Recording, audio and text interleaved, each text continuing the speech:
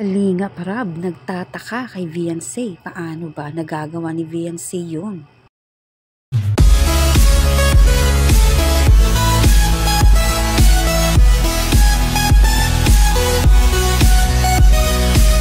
Bakit nga ba nagtataka si Kalingap Rab para kay Viancy? Tara, alamin natin. Kamusta po mga kalingap? Muling nagbabalik ang inyong lingkod, mini vlog, naghahatid ng update tungkol sa mga kalingap. Kung bago ka pa lang sa aking channel, mag-subscribe na at huwag kalimutang mag-like para lagi kayong updated sa aking mga videos.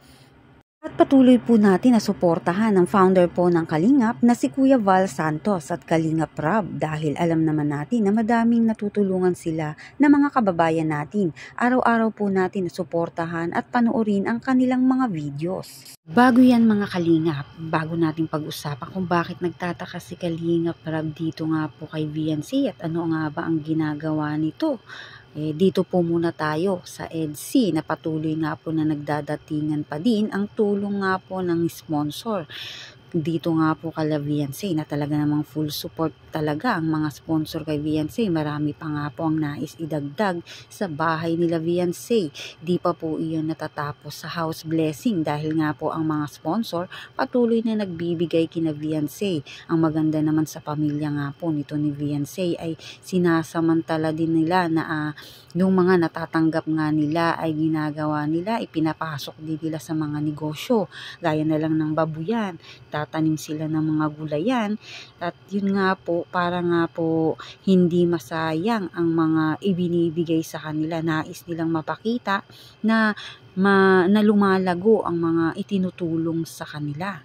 Dito naman tayo kay Kalingap Edu na yun nga sinasabi na nagtatampo pero okay na po sila dahil gaya ng nasabi ni Kalingap Edu, wala sa kanya yun.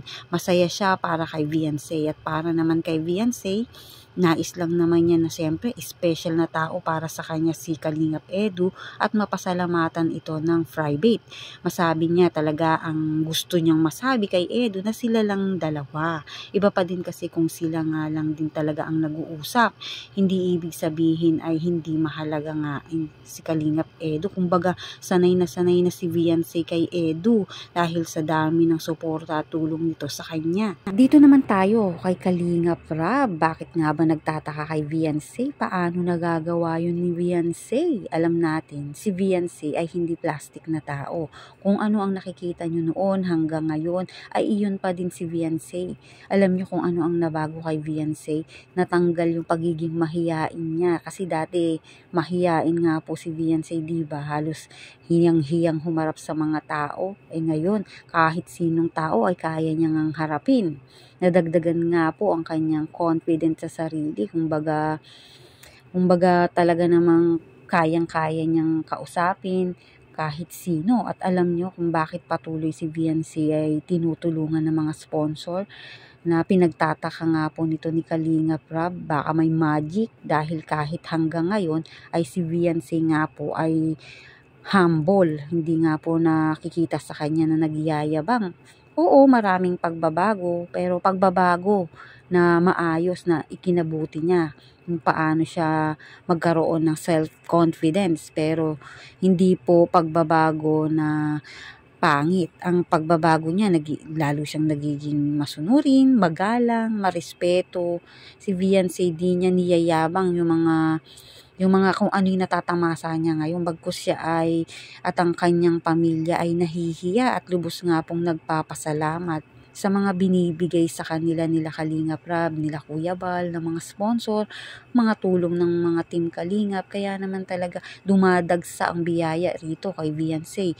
Kaya nga talaga namang hindi makapaniwala tong si Kalingap Rab, napapabilib lalo nga kay Viancy sa kanya nga pong kabutihan. Kaya naman talagang pinagpapala ng lubos itong si Viancy.